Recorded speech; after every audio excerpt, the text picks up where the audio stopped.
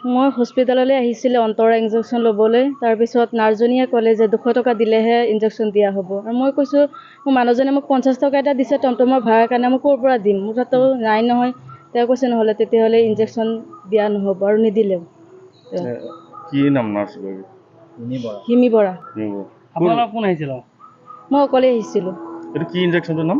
অন্তৰা injection. অন্তৰা injection আজি ল'বলৈ আহিছিল হস্পিটেলত? কোন হস্পিটেল? 1 নং কাকি চাৰিআলি। তাৰপিছত আপোনাক কি বুলি ক'লে পিছত? তেওঁ ক'লে 200 টকা নিদিলে ইনজেকশ্যনো দিয়া নহ'ব। এনেইতো ফ্ৰী নে কি? ফ্ৰী, চৰকাৰৰ পৰা ফ্ৰী দিয়া হয় এইটো। ফ্ৰী দিয়া হয়। পইচা বিচাৰিছে আপুনি? পইচা বিচাৰিছে। ইনচাৰ্জক জনাল নেকি? ডক্টৰক জনোৱা হৈছে, ডক্টৰে কৈছে মোক জনাই লাভ নাই, ইনচাৰ্জক জনাব লাগিব। তাৰপিছত ইনচাৰ্জে কি ক'লে? জনোৱা হৈছে, তেওঁ কৈছে এতিয়া নহয়, সি মংগলবাৰলৈ আহিব দিছে, সোম মংগলবাৰে। বস্তুটো মই আজিহে ডেট, আজি লগাব লাগে, মোৰ মংগলবাৰে আহিলে কি হ'ব? আজি ডেট আছিল? আজি ডেট আছিলে। মোৰ ঘৰ 1 নং কাকি 6 নং গাঁও জাজৰি ব্লকত। মোৰ ৱাইফক মই আজি ডেট হয় অন্তৰা ইনজেকশ্যন লগাবলৈ পঠাইছিলোঁ, অকলে আহিছিলে। আৰু আমাৰ 1 নং কাকি হস্পিটেললৈ আহিছে, নাৰ্ছ আছিলে, নাৰ্ছজনীৰ নাম হৈছে হিমি বৰা। তেখেতক আহি কৈছে যে অন্তৰা বেজি মাৰিম। তেখেতে কৈছে 200 টকা দিব লাগিব।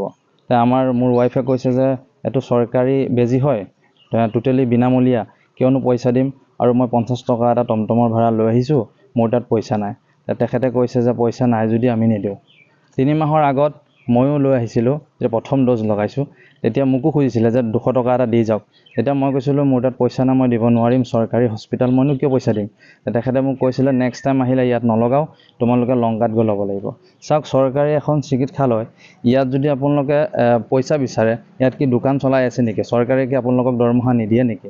আমি প্ৰশ্ন কৰিব বিচাৰোঁ যে হিমন্ত বিশ্ব শৰ্মা চৰকাৰক, যে তেখেতলোকৰ যি ভাষ্য হয়, তেখেতলোকৰ যি পলিচি হয় যে আমি কাৰাপশ্যন নকৰোঁ, সবকা সাথ সবকা বিকাশ সবকা বিশ্বাস লৈ চলিম, আৰু তেখেতৰ এখন চৰকাৰী চিকিৎসালয়ত এজনী নাৰ্ছ কৰ্মীয়ে পেচেণ্টৰ পৰা 200 টকা বিচাৰিছে এটা বেজিৰ বাবদ। বিবেচনা কৰক। ধন্যবাদ। 1 নং কাকি 1 নং কাকি হস্পিটেল হয়। মই হস্পিটেললৈ আহিছিলে অন্তৰা ইনজেকশ্যন ল'বলৈ। তাৰপিছত নাৰ্ছজনীয়ে ক'লে যে 200 টকা দিলেহে ইনজেকশ্যন দিয়া হ'ব। আৰু মই কৈছোঁ মোৰ মানুহজনে মোক 50 টকা এটা দিছে টমটমৰ ভাড়াৰ কাৰণে, মই ক'ৰ পৰা দিম, মোৰ তাতো নাই নহয়।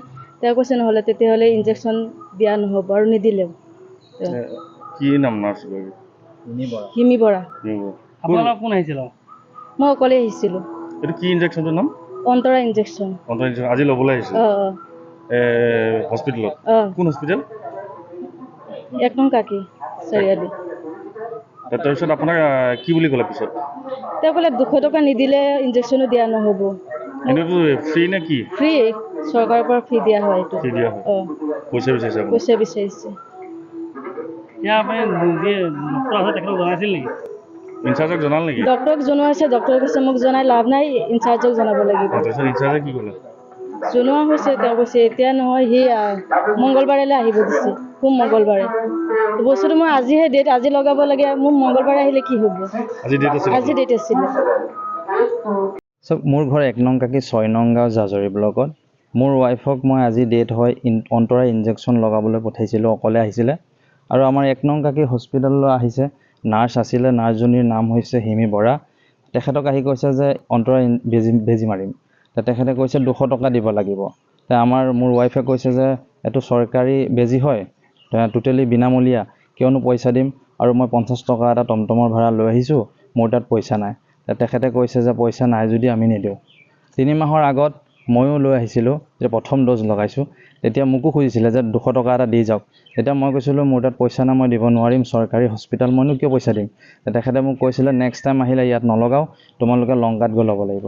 চাওক, চৰকাৰী এখন চিকিৎসালয়, ইয়াত যদি আপোনালোকে পইচা বিচাৰে, ইয়াত কি দোকান চলাই আছে নেকি? চৰকাৰে কি আপোনালোকক দৰমহা নিদিয়ে নেকি? আমি প্ৰশ্ন কৰিব বিচাৰোঁ যে হিমন্ত বিশ্ব শৰ্মা চৰকাৰক, যে তেখেতলোকৰ যি ভাষ্য হয়, তেখেতলোকৰ যি পলিচি হয় যে আমি কাৰাপশ্যন নকৰোঁ, সবকা সাথ সবকা বিকাশ সবকা বিশ্বাস লৈ চলিম, আৰু তেখেতৰ এখন চৰকাৰী চিকিৎসালয়ত এজনী নাৰ্ছ কৰ্মীয়ে পেচেণ্টৰ পৰা 200 টকা বিচাৰিছে এটা বেজিৰ বাবদ। বিবেচনা কৰক। ধন্যবাদ। 1 নং কাকি 1 নং কাকি হস্পিটেল হয়।